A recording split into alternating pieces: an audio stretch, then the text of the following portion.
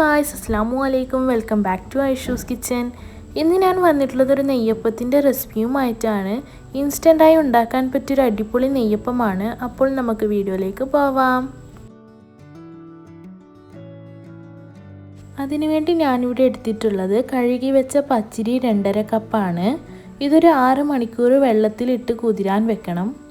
ഇതങ്ങനെ കുതിർത്തി വെച്ചതാണ്. ഇനി ഇതിനു വേണ്ടി ശർക്കര ഉരുക്കിയെടുക്കണം. അതിനുവേണ്ടി 370 ഗ്രാം ശർക്കര എടുത്തിട്ടുണ്ട്. ഇനി ഇത് 1.5 കപ്പ് വെള്ളമൊഴിച്ച് ഉരുക്കിയെടുക്കാം.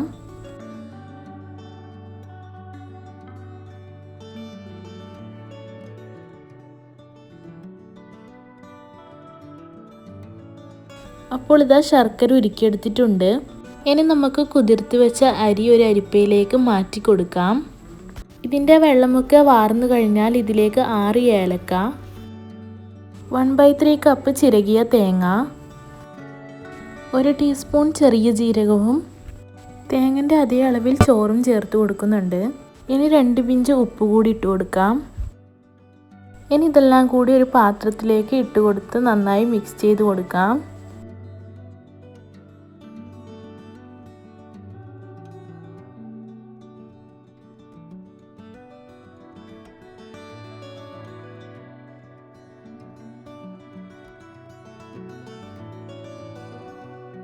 ശേഷം ഒരു മിക്സിയുടെ ജാറിലേക്ക് അരി കുറച്ചിട്ട് അരച്ചെടുക്കാം. ഞാനിവിടെ 3 തവണയായാണ് അരച്ചെടുത്തത്. ഫൈനായി അരച്ചെടുക്കേണ്ടതില്ല, കുറച്ചൊരു തരിതരി പോലെ അരച്ചെടുക്കാം. ശർക്കര ഉരുക്കിയത് കുറേശ്ശെയായി ഒഴിച്ച് അരച്ചെടുക്കാം. ചൂടോടെ ഒഴിക്കരുത്, ചെറിയ ചൂട് മതിയാകും.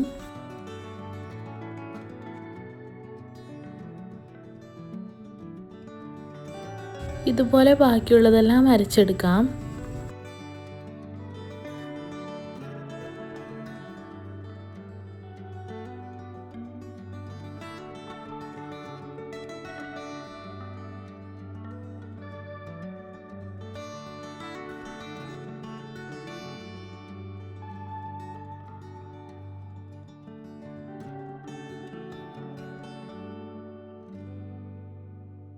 ലാസ്റ്റ് അരച്ചെടുത്തതിലേക്ക് 1/3 കപ്പ് മൈദ ഇട്ട് കൊടുത്ത് ഒന്ന് അരച്ചെടുക്കാം.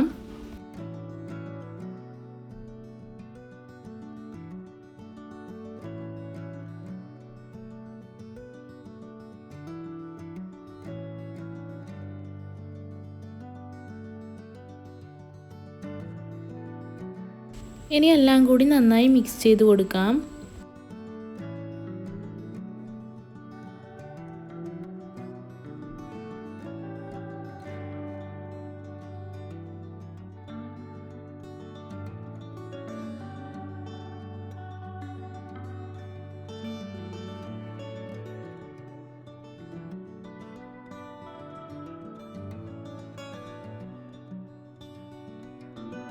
ഇങ്ങനെ ചെറിയൊരു തരിയോടെ കൂടിയാണ് അരിച്ചെടുക്കേണ്ടത്.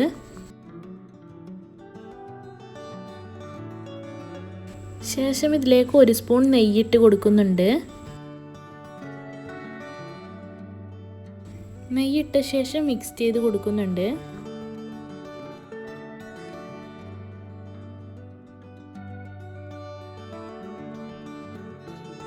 ഈ ഒരു രീതിക്കാണ് മാവ് റെഡിയാക്കേണ്ടത്.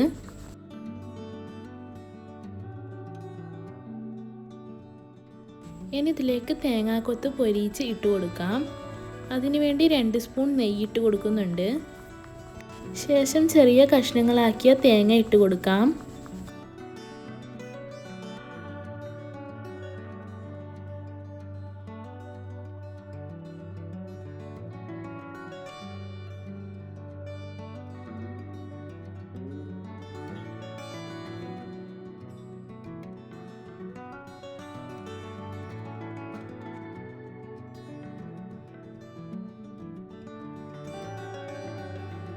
തേങ്ങ പൊരിഞ്ഞു വന്നാൽ ഫ്ലെയിം ഓഫ് ചെയ്ത് അതിലേക്ക് കറുത്ത എള്ളിട്ട് കൊടുത്ത് ഒന്ന് ഇളക്കി മാവിലേക്ക് ഇട്ട് കൊടുക്കാം.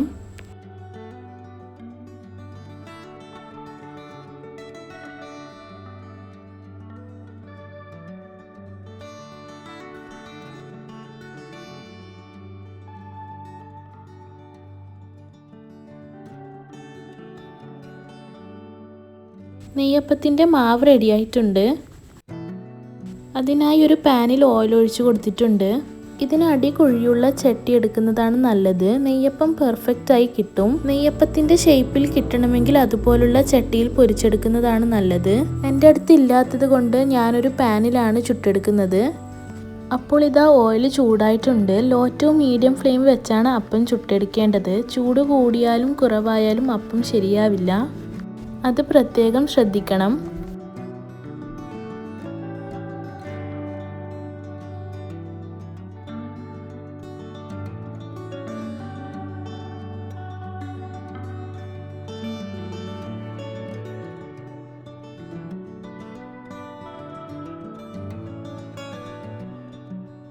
അപ്പോൾ ഇതാ അപ്പം നന്നായി പൊങ്ങി വന്നിട്ടുണ്ട്. ഇനി ഇത് തിരിച്ചിട്ട് കൊടുത്ത് പൊരിച്ചെടുക്കാം.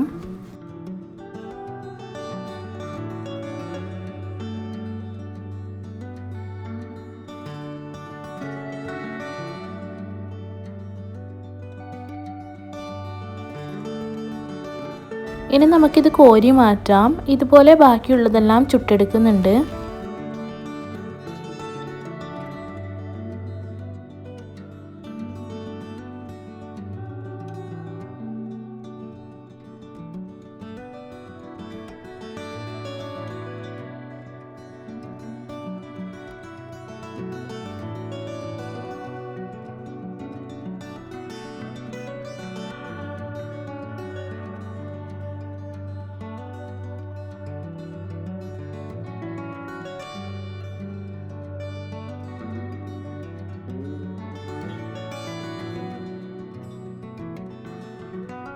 അപ്പോൾ ഇതാ ഞാനിവിടെ എല്ലാം ചുട്ടെടുത്തിട്ടുണ്ട്.